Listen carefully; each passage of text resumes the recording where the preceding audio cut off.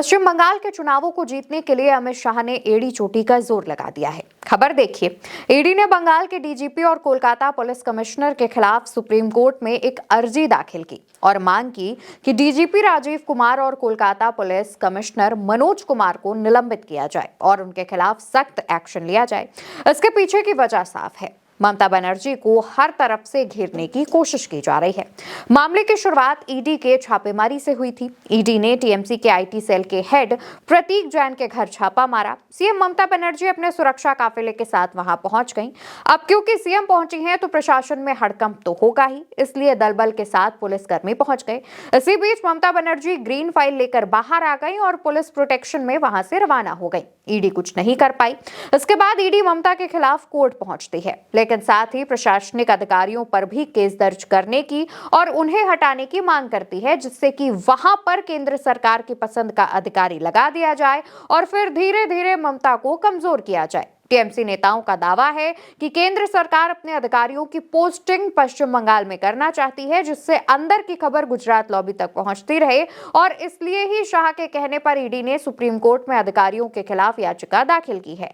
लेकिन दोस्तों, ईडी आखिर डीजीपी राजीव कुमार को ही क्यों हटवाना चाहती है? तो ईडी ने अपनी याचिका में डीजीपी राजीव कुमार पर आरोप लगाए कि जब पश्चिम बंगाल की मुख्यमंत्री ममता बनर्जी ने आईपैक और उसके डायरेक्टर प्रतीक जैन पर एजेंसी की छापेमारी के खिलाफ एक बड़ी विरोध रैली निकाली तो राजीव कुमार भी उनके साथ धरने पर बैठ गए। ईडी के मुताबिक डीजीपी ममता बनर्जी के करीबी हैं और इन अधिकारियों की मौजूदगी में निष्पक्ष जांच संभव नहीं है। वहीं मीडिया रिपोर्ट की माने तो टीएमसी और राजीव कुमार के संबंध शुरू से ही अच्छे नहीं रहे हैं, बल्कि 2009 में पश्चिम बंगाल में टीएमसी जब विपक्ष में थी तब कोलकाता पुलिस में एसटीएफ राजीव कुमार पर तत्कालीन रेल मंत्री ममता बनर्जी का फोन टैप करने का आरोप लगा था। लेकिन इसके बाद 2011 में जब ममता बनर्जी की सरकार पश्चिम बंगाल में सत्ता में आई तो टीएमसी के विरोध के बावजूद 2012 में विधाननगर पुलिस आयुक्तालय के चीफ राजीव कुमार को बनाया गया। यानी कि राजीव कुमार और ममता बनर्जी के बीच शुरू से टक्कर रही है। इसके बाद कई मामलों में राजीव कुमार ने टीएमसी के नेताओं को गिरफ्तार किया, जबकि टीएमसी उस दौरान सत्ता में थी। राजीव कुमार के इस एक्शन की भारतीय जनता पार्टी के तमाम नेताओं ने तारीफ भी की कि उन्होंने निष्पक्ष कार्रवाई की। लेकिन इसके बाद मामले में थोड़ा ट्विस्ट आता है। मामले में वायरल होती है भाजपा नेता की ऑडियो क्लिप।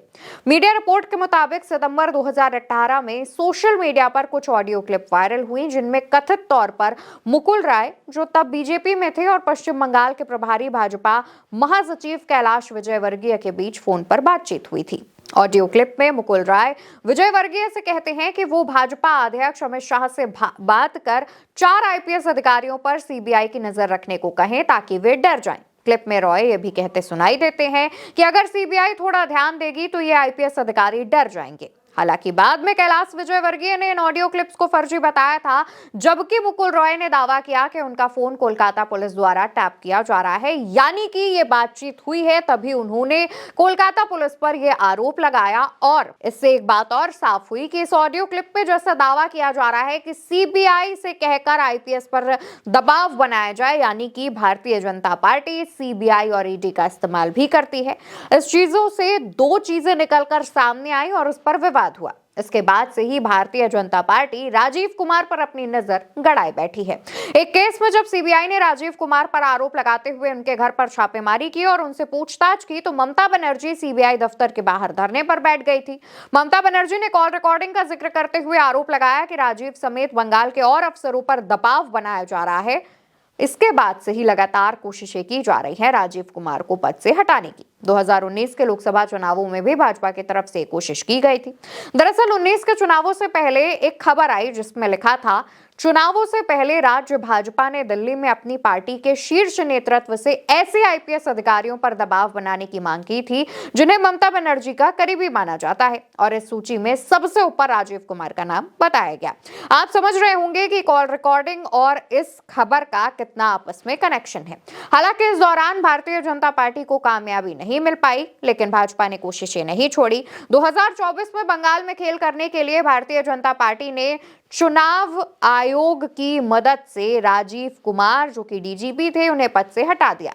चुनाव आयोग ने इसके पीछे तर्क दिया कि पश्चिम बंगाल में चुनाव के दौरान सभी पार्टियों के लिए लेवल प्लेइंग मुकाबला संभव नहीं होगा। हालांकि चुनाव जीतने के बाद ममता बनर्जी ने राजीव कुमार को कोलकाता पुलिस कमिश्नर के पद पर बहाल कर दिया था, लेकिन बार बार राजीव कुमार को पद से हटाए जाने के पीछे दो चीजें ही समझ में आती हैं। पहली, भाजपा नेताओं की कॉल रिकॉर्डिंग वायरल होना, भाजपा पर सवाल उठना और उसके बाद से ही राजीव कुमार को पद से हटाए जाने की मांग करना। इसको लेकर सवाल उठाए जा रहे हैं कि कहीं ऐसा तो नहीं कि राजीव कुमार के होते भाजपा अपने प्लान पर काम नहीं कर पा रही है और इसलिए ही उनको निशाना बनाया जा रहा है। टीएमसी के नेता सवाल कर रहे हैं कि आखिर डीजीपी राजीव कुमार के पीछे ही भारतीय जनता पार्टी और केंद्रीय एजेंसियां क्यों पड़ी हुई हैं। अमित शाह पर आरोप लगाया जा रहा है कि अमित शाह ईडी की मदद से खेला करने की कोशिश कर रहे हैं और यही वजह है कि चुनावों से कुछ वक्त पहले ईडी सीबीआई वहां पर एक्टिव हो गई है। दोस्तों, सवाल इसलिए भी खड़े हो रहे हैं क्योंकि जो डीजीपी राजीव कुमार हैं वो 31 जनवरी को रिटायर हो रहे हैं। तो ऐसे में जब वो रिटायर हो जाएंगे तो वो कैसे जांच में बाधा डाल सकते हैं और उनकी रिटायरमेंट की तारीख बेहद नजदीक है, तो उससे पहले इतनी जल्दबाजी क्यों की जा रही है। जब वो रिटायर हो रहे हैं तो उन्हें निलंबित करने की मांग क्यों की जा रही है, इसको लेकर के भी सवाल उठाए जा रहे हैं। साथ ही ईडी जिस जल्दबाजी में सुप्रीम कोर्ट पहुंची है और मामला दर्ज कराया है, इस पर टीएमसी के नेता और कार्यकर्ता भड़के हुए हैं। उनका कहना है कि राजीव कुमार के रहते भारतीय जनता पार्टी कोई गड़बड़ पश्चिम बंगाल में नहीं कर पा रही है और इसी खींच की वजह से ही भारतीय जनता पार्टी ईडी की मदद से राजीव कुमार को हटवाना चाहती है। इस तरीके की बातें पश्चिम बंगाल समेत सोशल मीडिया पर भी हो रही हैं। सोशल मीडिया पर भी डीजीपी राजीव कुमार को लगातार हटाए जाने की मांग को लेकर के सवाल उठाए जा रहे हैं। फिलहाल पूरा मामला आपके सामने है। अब इस मामले को लेकर आपकी क्या राय है, कमेंट सेक्शन में बताइएगा। पश्चिम बंगाल में चुनावों से पहले हलचल काफी तेज है और सभी हलचल पर उल्टा चश्मा यूसी की नजर है। जो भी अपडेट, जो भी मामला सामने आएगा, हम आप तक जरूर पहुंचाएंगे। चैनल को आपसे सब्सक्राइब कीजिएगा। नमस्कार।